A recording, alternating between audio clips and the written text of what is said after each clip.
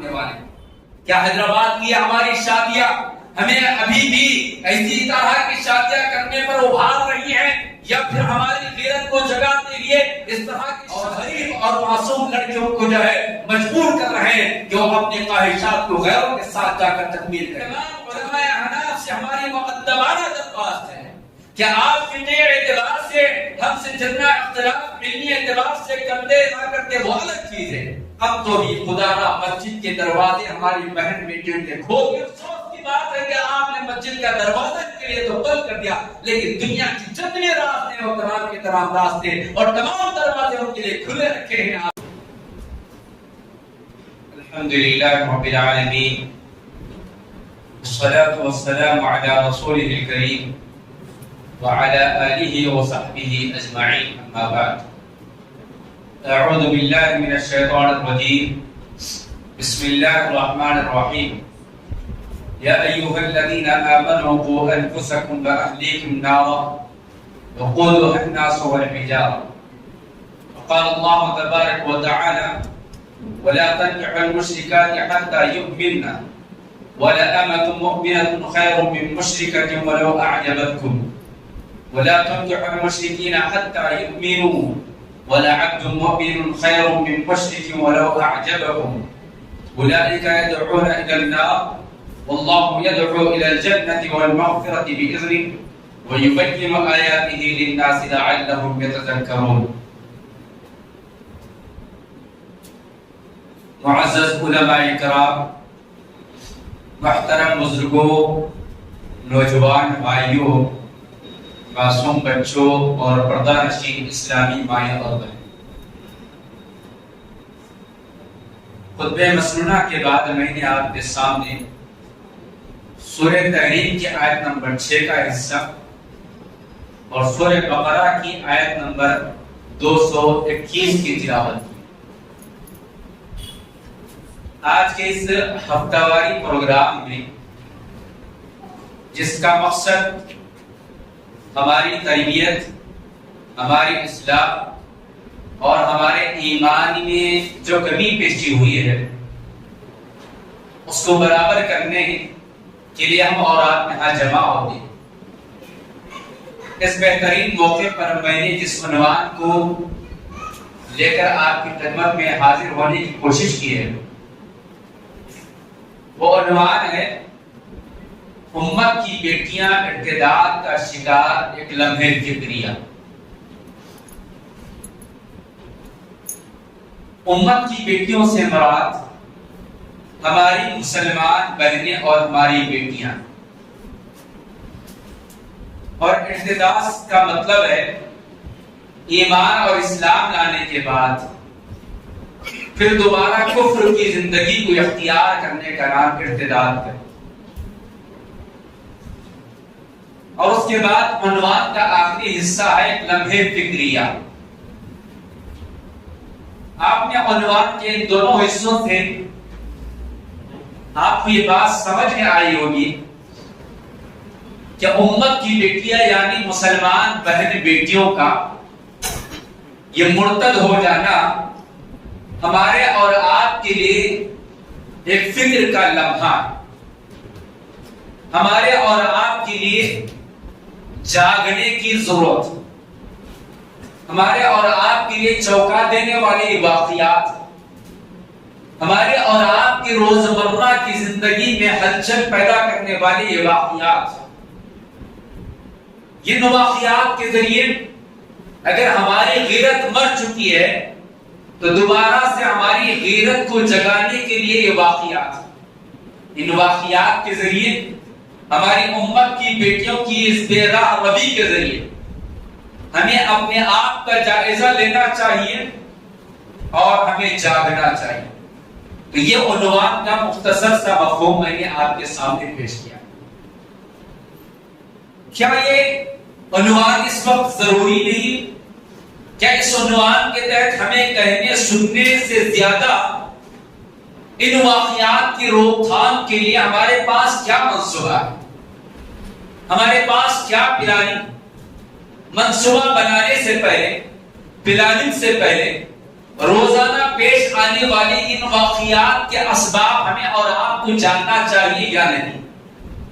ان سوالات پر ہمیں اور آپ کو غور کرنا چاہیے کہ یہ واقعات کیوں پیش آ رہے ہیں، ان واقعات کے پیچھے وہ کون سے ریزن، کون سے اسباب، کون سے وجوہات، ان وجوہات کو، ان اسباب کو، ان وسائل، ان ریزنز کو جاننا چاہیے۔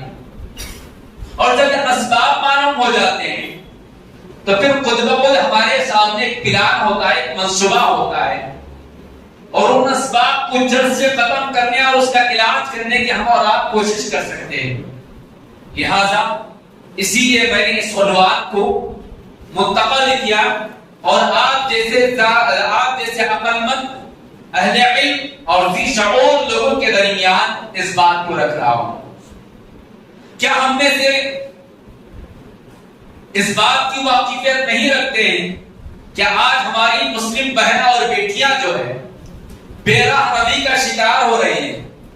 کل تک ان کے اخلاق کا معاملہ ایک الگ ناحیے سے تھا، اور آج ان کے اخلاق اس قدر بگڑ رہے ہیں، ان کا کردار اس قدر داغدار ہو رہا ہے کہ وہ ایمان سے ہاتھ دھو بیٹھ رہے ہیں، ان کا ایمان ہاتھ سے چلا جا رہا ہے اور وہ بے دین ہو رہے ہیں، بے ایمان ہو رہے ہیں۔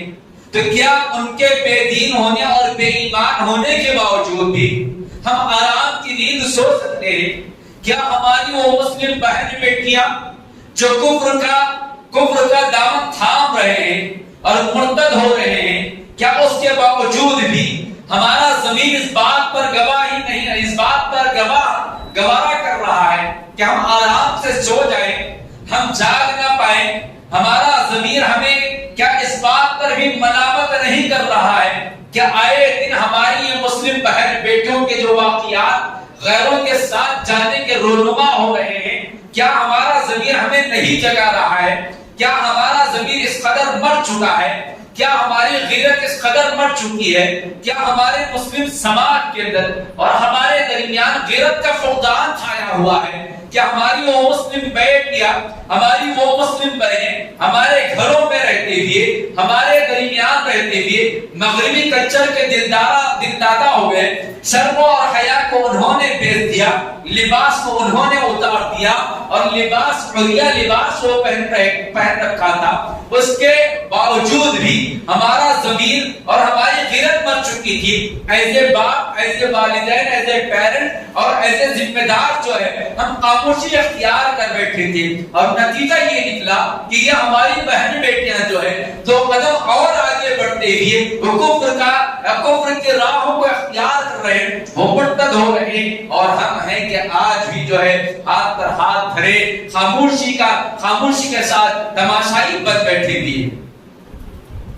حضرات، سوشل میڈیا کے جتنے مختلف پلیٹ فارمز ہیں، یوٹیوب، فیس بک، ٹویٹر اور انسٹاگرام، مختلف جتنے واٹس ایپ وغیرہ، ہم میں سے ہر نوجوان، ہم میں سے ہر بچہ جانتا ہے کہ آئے دن اس طرح کے واقعات کی ویڈیوز اور رپورٹس ہمارے سامنے آتے ہیں کہ فلاں شہر میں فلاں لڑکی نے غیر کے ساتھ یا فلاں سڑک پر غیر کے ساتھ پکڑے گئی۔ بسا اوقات اس قدر افسوسناک واقعات اور ویڈیوز دیکھنے کو ملتے ہیں کہ ایک شادی شدہ بہن، ایک شادی شدہ مسلمان عورت کسی غیر کے ساتھ جا رہی ہے، اور بہت سارے نوجوان لڑکیاں جو غیر شادی شدہ ہیں غیروں کے ساتھ جا کر مندروں میں جا کر کوئی شادی بیاہ کی رسم ادا کر رہے ہیں، تو کوئی کورٹ میرج کر رہی ہے۔ کتنے اخبارات کی نیوز ہمارے سامنے آتی ہے کہ فلاں شہر کے اندر، اس مہینے کے اندر، اس سال کے اندر اتنے مسلم نوجوان لڑکیوں نے کورٹ میرج کے درخواست دی ہوئی ہے، اور جب دیکھتے ہیں تو ان درخواستوں کے ساتھ لکھا ہوا جو نام ہوتا ہے، وہ جن سے شادی بیاہ کرنا چاہتے ہیں، ان میں وہ اکثر جو ہے وہ کافر رہتے ہیں، وہ مشرک رہتے ہیں، ان کے ساتھ یہ اپنی شادی بیاہ کی رسم نبھا رہی ہے۔ حاضرین، یہ واقعات حقیقت میں ارتداد کی لہر پیدا ہوئی ہے۔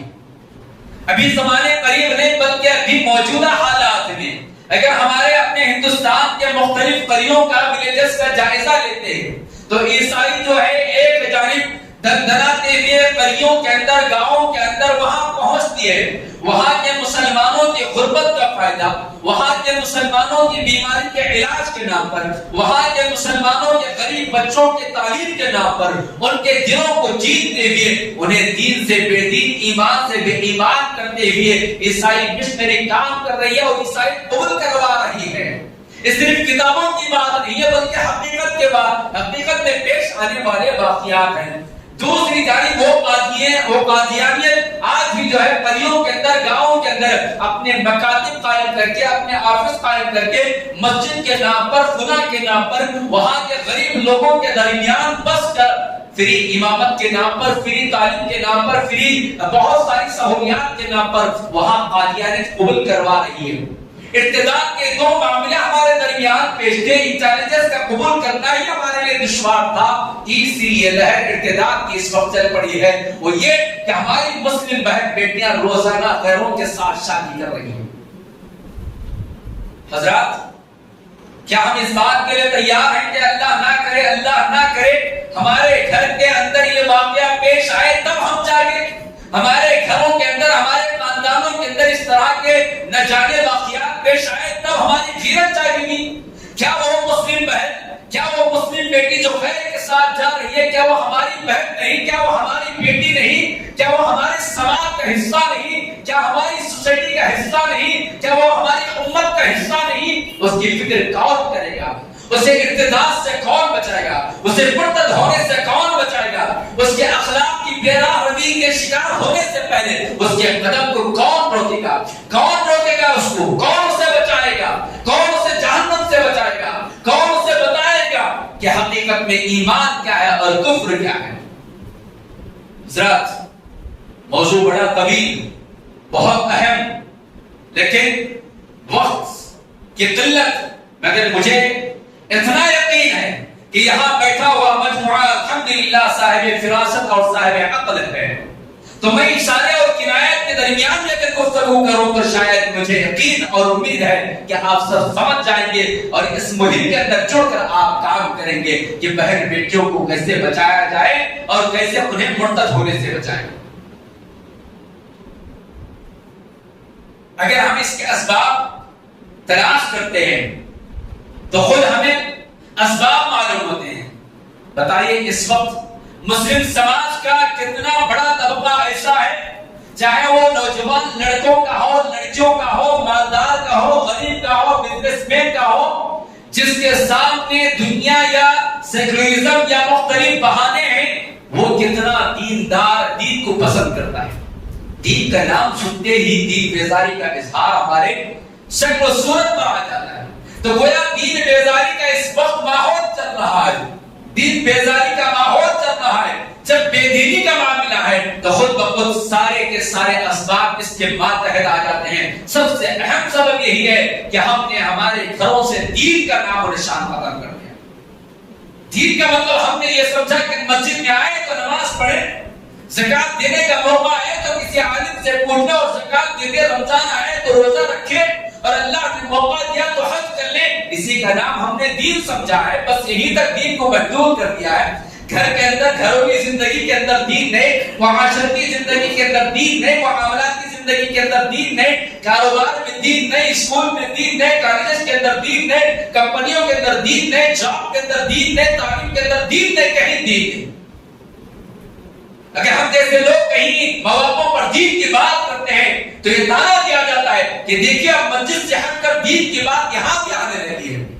کیا ہمارا دین صرف مسجد تک محدود ہے؟ کیا ہمارا دین صرف زکات اور صدقات تک محدود ہے؟ کیا ہمارا دین صرف عمرہ اور حج کے مسائل تک محدود ہے؟ نہیں، بلکہ ہمارا دین آفاقی دین، ہمارا دین انسانی زندگی کے ہر شعبے سے تعلق رکھتا ہے۔ ہمارا دین جو ہے بچے کے پیدا ہونے سے پہلے سے لے کر جو ہے زندگی ختم ہونے تک کے مسائل پر گفتگو کرتا ہے۔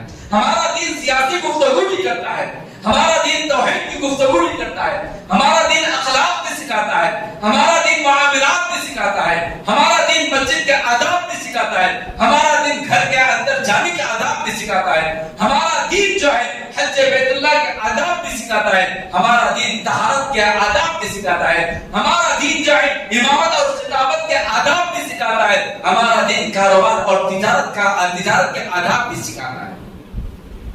لیکن افسوس اس قدر ہے کہ دین بیداری کا ایک ماحول بنایا جاتا ہے. اور اس کی وجہ کیا ہے؟ اس کی وجہ یہی ہے کہ ہم والدین جو ہے ہمارے گھروں کے اندر سے ایمان کی عظمت, توحید کی قدر و قیمت, اسلام کی ویلیو اور اسلام کے لیے دعوت اسلام کے لیے انبیاء علیہ الصلوۃ والسلام اور صحابہ کرام رضی اللہ تعالی عنہم اجمعین اور صحابیات کے واقعات, ان کی قربانیاں ہم نے اپنے گھروں کے اندر سنایا نہیں. نام تو رکھ دیا ہم نے سمیہ, فاطمہ, خدیجہ, عائشہ, عبد الرحمن, بلال, فلاں, لیکن کیا ہماری بیٹیوں کے سامنے, ہمارے بیٹوں کے سامنے اس صحابہ کے واقعات اور اس اسلام جو ہم تک پہنچا ہے, جس کی وجہ سے آج کوئی عبد الغنی, عبد الرحمن, کوئی عائشہ, کوئی فاطمہ بن بیٹھی ہے, تو اس کے پیچھے کتنی قربانیاں ہیں؟ اس ایمان کی کیا قدر و قیمت, اس دین کی کیا قدر و قیمت ہے؟ کیا ہم نے بتایا؟ اللہ سبحانہ و تعالی نے فرمایا ان الدین عند اللہ الاسلام. اے لوگوں سنو کہ اللہ سبحانہ و تعالی کے نزدیک جو دین ہے وہ دین اسلام, اور وہ دین اسلام ایسا دین ہے کہ اللہ نے فرمایا وَرَضِيتُ لَكُمُ الْإِسْلَامَ دِينًا, سے پہلے اللہ نے فرمایا الْيَوْمَ أَكْمَلْتُ لَكُمْ دِينَكُمْ وَأَتْمَمْتُ عَلَيْكُمْ نِعْمَتِي. اللہ نے کیا فرمایا؟ میں نے آج تمہارے اوپر دین کو مکمل کر دیا ہے, اور یہ دین جو ہے میری نعمت, اللہ نے اس کو نعمت قرار دیا ہے. اللہ تعالیٰ کی بے شمار نعمتیں ہمارے جسم میں, ہمارے گھروں میں, ہماری زندگی ہے, لیکن جو سب سے بڑی نعمت ہے, اس نعمت کے بغیر انسان جو ہے کامیاب نہیں ہو سکتا ہے, وہ نعمت ایمان ہے, نعمت توحید ہے, نعمت اسلام ہے, نعمت دین ہے. کیا اس کے قدر ہم نے ہماری اولاد کو بتایا ہے؟ نہیں میرے بھائیوں, الا ماشاء اللہ بہت کم گھرانے ایسے ملیں گے جو اپنے بچوں کو بٹھا کر جو ہے دین و ایمان کی بات گھروں میں کرتے ہو, دین و ایمان کی حقیقتیں بتاتے ہو, ہجرت کا واقعہ بتایا ہو, سمیہ کا واقعہ سنایا ہو, بلال حبشی کی تکالیف کا ذکر کیا ہو, پیارے نبی علیہ الصلوۃ والسلام پر آنے والی آفتوں کا ذکر کیا ہو. اگر کیا ہوتے, ہماری بیٹیوں کے دلوں میں ایمان کی محبت جاگزی کیے ہوتے, ہمارے بہنوں کے دلوں میں ایمان کی عظمت بٹھایا ہوتے, تو کیا وجہ, کیا ہماری بہن بیٹیاں, کیا ہمارا نوجوان طبقہ بے راہ روی کا شکار ہونے کا امکان نہیں ہو سکتا ہے. آپ علیہ الصلوۃ والسلام نے اپنے ماننے والے صحابہ کو اس توحید کی, اس دین کی اہمیت بتائی. ان کے دلوں کے اندر جب توحید کی, ایمان کی عظمت بڑھ گئی, تو وہ معاشرتی اور اخلاقی جتنے بگاڑ تھے, عقائد کا جتنا بگاڑ تھا, وہ سب کا سب ختم ہو گیا. تو پہلا سبب یہی ہے کہ ہم نے ہماری اولاد کو جو ہے دین و ایمان کی نہ تعلیم دی ہے, نہ تربیت کی ہے. ظاہر سی بات آپ سب کا مشاہدہ ہے, ہم سبوں کے گھروں کا معاملہ ہے. بچہ پیدا ہو کہ لڑکی پیدا ہو, 3 سال 3.5 سال کے ہوتے ہی کیا فکر ہوتی ہے؟ باپ کو ہی فکر, ماں کو ہی فکر, ننیال والوں کو ہی فکر, ددیال والوں کو ہی فکر کہ میرا بیٹا, میری بیٹی حیدرآباد کے ٹاپ اسکول میں اس کا ایڈمیشن کرایا جائے, اور 3 سال 3.5 سال کی عمر سے اس کا فیوچر بنانے کی فکر ہوتی ہے. کون سا فیوچر؟ کون سا فیوچر؟ وہ فیوچر جو چند دنوں کا رہنے والا ہے, وہ فیوچر جو دیکھتے ہی دیکھتے ختم ہو جاتا ہے. اور بسا اوقات کتنے واقعات دیکھتے ہیں کہ فیوچر بننے سے پہلے ختم ہو جاتا ہے, یا فیوچر بن کر تیار رہتا ہے, مگر اس کا ایک لقمہ وہ کھا نہیں سکتا ہے, اور 1 منٹ اپنے گھر میں نہیں رہ سکتا ہے, جس کی عالیشان تعمیر اس نے پوری زندگی کی کمائی سے کیا. اس فیوچر کی اتنی فکر ہو. کیا ہم میں سے ہمارے والدین کی اکثریت کو فکر ہے کہ میرا بیٹا, میری بیٹی بولنے کے قابل بنی تو کیا بولنے لگا ہوں اس سے؟ اور پھر ایسی تعلیم گاہوں کے حوالے ہم اپنی اولاد کو کر رہے ہیں. بالکل بالکل ابتدائی عمر, جہاں 3-3.5 سال کی عمر میں بچے کی عقل ابھی شروعات, ابھی اس کی ابتدا ہوتی ہے, ایسے موقع پر لے جا کر ہم جن اسکولوں کے حوالے کر رہے ہیں, جن تعلیم گاہوں کے حوالے کر رہے ہیں, جہاں ہماری اولاد صبح سے شام تک 8 گھنٹے 6 گھنٹے 4 گھنٹے رہتی ہے, وہاں کے ماحول کے جو اثرات مرتب ہوتے ہیں, وہاں کا نصاب جو مرتب کیا جاتا ہے, وہاں کا سلیبس سلیبس پڑھنے کے بعد بچپن کی یہ زندگی ان اسکولوں کے حوالے یہاں کے تہذیب میں یہاں کے کلچر میں پڑھنے کے بعد ہم یہ امید رکھتے ہیں کہ اب ہماری بیٹی ہمارا بیٹا ہماری بہن کبھی بہکے گی نہیں پھٹکے گی نہیں کبھی بے راہ کا شکار نہیں ہوگی. یہ امید بیچا ہم نے اس قدر مضبوط نہیں بنایا تھا. ابھی پودا نکلا ہی تھا کہ اس پودے کو اسکول کے حوالے کیا اور وہ پودے کو کیا کر رہے ہیں وہاں اس پودے کے ساتھ پوری طرح کھلواڑ کر رہے ہیں اور اس کو جو کھاد دی جا رہی ہے وہ زہریلی کھاد دی جا رہی ہے اس کی جو نشو و نما کی جا رہی ہے وہ پوری طرح بے دینی کے ماحول میں نشو و نما کی جا رہی ہے. اس کی زبان سے اس کے رہن سہن سے اس کے لباس سے اس کے کیریکٹر سے ایسی وہ نہیں آتی کہ اب یہ دیندار بن کر نہیں ملے گا. حضرات یہ دوسرا سبب ہے. یہ دوسرا سبب ہے کہ آج جو ہم تعلیم کے نام پر اسکول اور کالجز کے اندر اپنی اولاد کو داخل کروا رہے ہیں اندھے بن کر اپنا پیسہ لگا کر اپنی محنت لگا کر اپنی مزدوری لگا کر خون پسینہ ایک کر کے جو ہے اپنی اولاد کو کس کے حوالے کر رہے ہیں ہمیں اور آپ کو غور کرنا چاہیے. کتنا دن ہم سکھاتے ہیں ہماری اولاد. ہم کالج میں پڑھاتے ہیں ڈگری تک کی طلبہ اور طالبات کو ڈگری تک کے طلبہ اور طالبات کو اسٹوڈنٹس کو صحیح سے قرآن ناظرہ پڑھنے نہیں آتا ہے. ڈگری کی عمر کیا ہوتی ہے شرعی اعتبار سے شادی کی عمر پر وہ پہنچ چکے ہوتے ہیں لیکن اس کے باوجود واللہ یہ حقیقت ہے روزانہ کے واقعات میں آپ کے سامنے رکھا ہوں کہ 99% یا 95% طلبہ اور طالبات ایسے ہوتے ہیں جنہیں قرآن دیکھ کر پڑھنا ڈھنگ سے نہیں آتا. اور جب ایسی لڑکیاں کالج سے پڑھ کر نکلیں گے جنہیں قرآن پڑھنا نہیں آتا ہے تو پھر آئندہ ان کی بے راہ روی کے شکار ہونے کا امکان ختم کیسے ہو سکتا ہے؟ اگر نہ بھی ہو تو ان سے ہونے والی نسل ان سے ہونے والی اولاد کیسی ہو سکتی ہے؟ ہمیں اور آپ کو سوچنا چاہیے کہ ہماری بچیاں اور ہماری لڑکیاں اور ہمارے لڑکے کس قدر بے دین ہوتے جا رہے ہیں. حضرات اس کے بعد تیسرا سبب یہی اسکول اور یہی تعلیم گاہ جہاں مخلوط تعلیم دی جاتی ہے. بظاہر ہم یہ سمجھتے ہیں کہ یہ اسکول کے اندر جو ہے لڑکے کی کلاس الگ ہے لڑکی کی کلاس الگ ہے. اس کالج کے اندر جو ہے لڑکے کا ٹائم الگ ہے لڑکی کا ٹائم الگ ہے. لیکن آپ جانتے بھی ہیں کہ وہ کلاس الگ ہونا کافی نہیں ہے بلکہ الگ رہنے کے باوجود بھی اسکول اور کالجز کے اندر وہ سب کچھ ہوتا ہے جو ایک جگہ بیٹھنے پر بھی ہوتا ہے. بہت کم لڑکے اور بہت کم لڑکیاں جو ہے ایسے ماحول سے بچ پاتے ہیں. اور پھر اس کے بعد تعلیم کی زندگی ختم ہونے کے بعد ایک اور سبب آج مسلم سماج ہے کیونکہ وقت ختم ہو رہا ہے صرف میں اسباب کو گنا سننا. ایک اور سبب جو ہے ہماری بہن بیٹیوں کا جاب پر چلے جانا ہے. اسلام میں جاب کرنا منع نہیں ہے اسلام میں نوکری کرنا منع نہیں ہے لیکن اسلام نے مرد کے نوکری کی حدود بتایا اور عورت کے جاب کی حدود بتایا.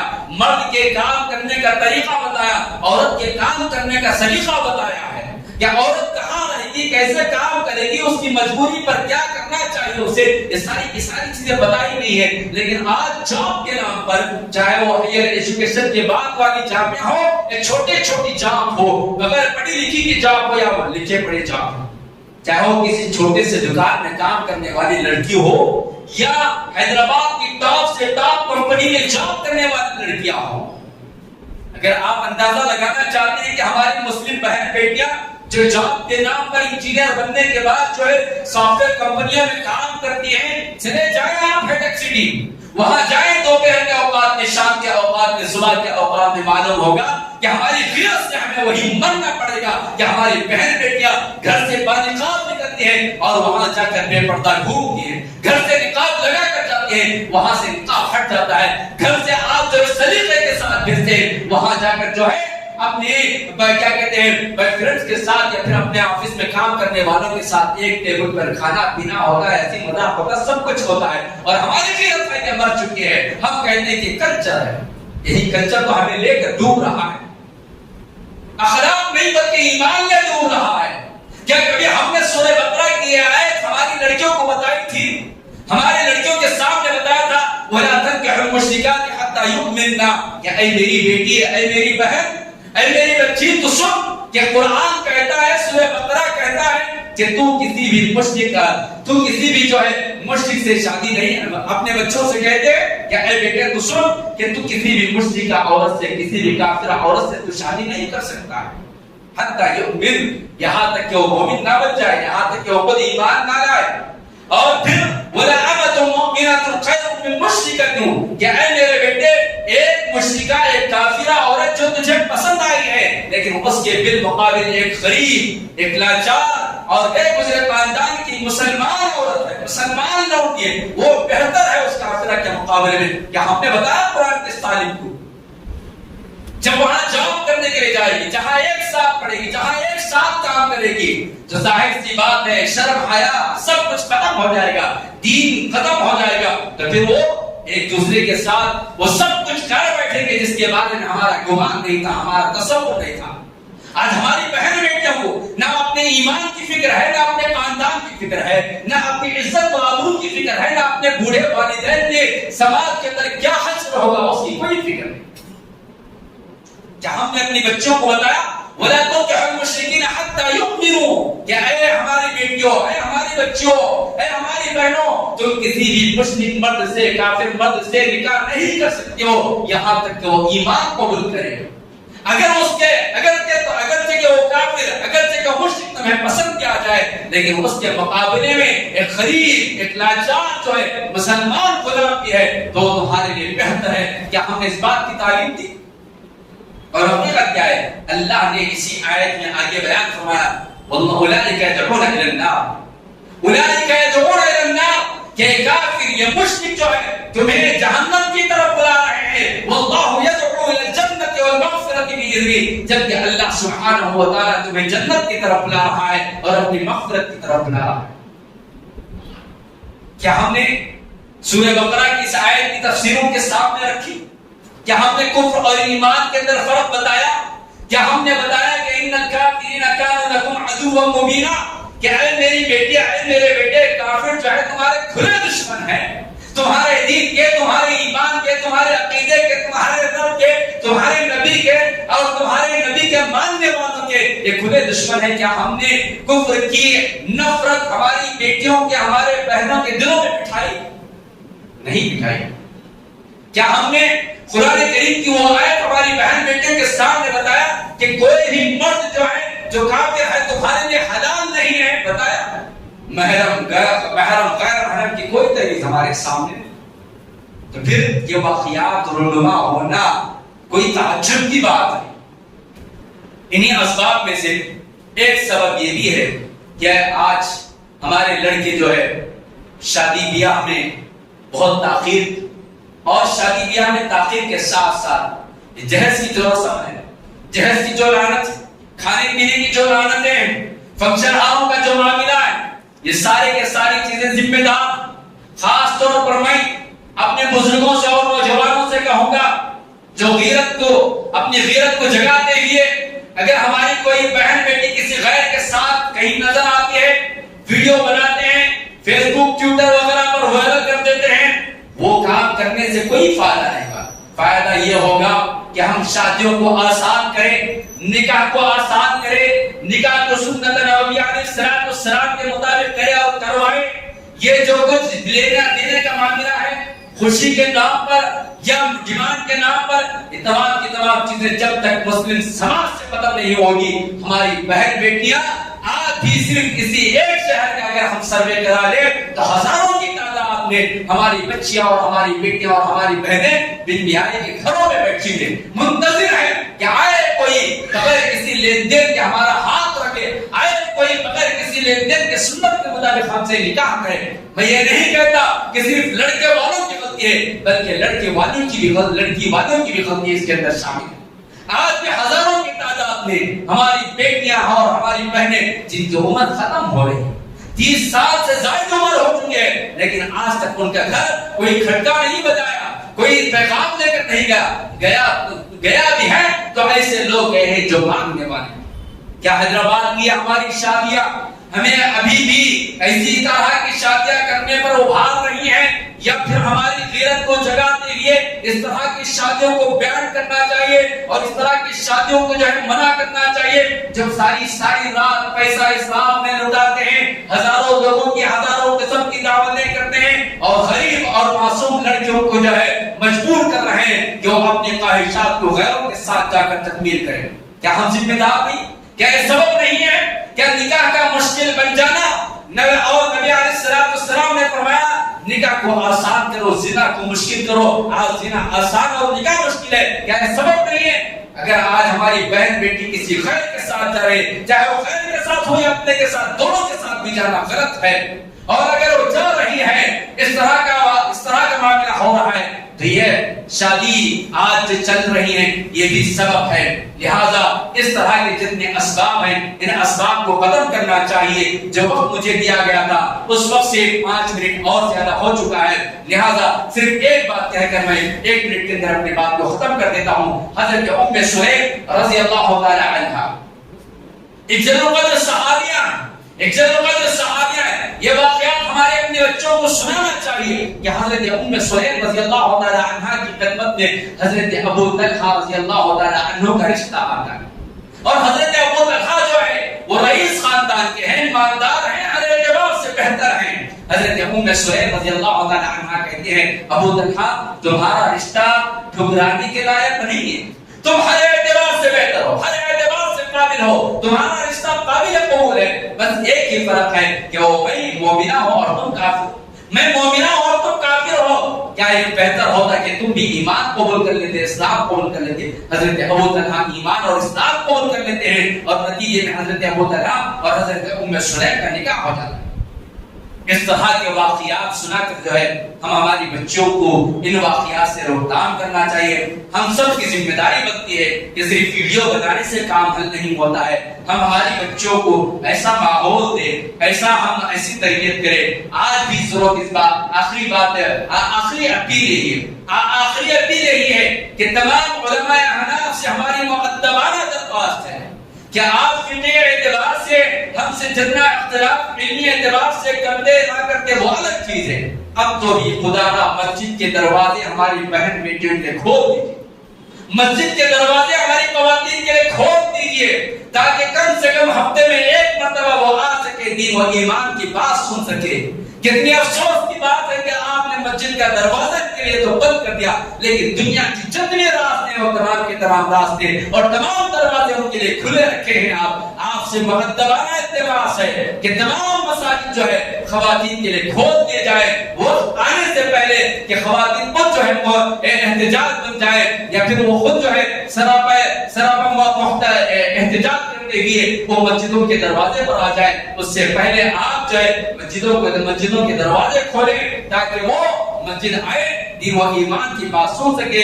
اللہ سبحانہ و تعالیٰ سے دعا ہے کہ اللہ تبارک و تعالیٰ ہم سب کو اپنی ذمہ داریوں کا احساس پیدا کرنے کی توفیق عطا فرمائیے. ہم سب کو اپنے بہن بیٹیوں کی، اپنے آل و اولاد کی دین و ایمان کی حفاظت کرنے کی توفیق عطا فرمائیے. اللہ تبارک و تعالیٰ ہم سب کو ہماری بہن بیٹیاں جو ارتداد کا شکار ہو رہی ہیں، اے اللہ ہمیں اس بات کی توفیق اور ہدایت عطا فرما کہ ہم اپنی بچیوں کو بچا سکے، انہیں ایمان کی عظمت ان کے دلوں میں جاگوزی کر سکے. اے اللہ آپ کی توحید اور آپ کے دین و ایمان کی عظمت ان کے دلوں میں پیدا کرنے کی ہمیں توفیق عطا فرمائیے. اے اللہ ہم شادی بیاہ کے جو رسم و رواج آپ کے نبی کے بتائے ہوئے طریقے سے ہٹ کر رہے ہیں، اے اللہ ہمیں نیک توفیق عطا فرمائیے. اے اللہ نکاح کو آسان کرنے اور برائیوں کو مشکل کرنے والا ہمیں بنا دیجیے. آمین. بارک اللہ لنا ولکم فی القرآن العظیم ونفعنا وإياكم بالآیات والذکر الحکیم انہ تعالی جواد ملک بر رؤوف رحیم ورب الحلیم. والسلام علیکم ورحمۃ اللہ وبرکاتہ.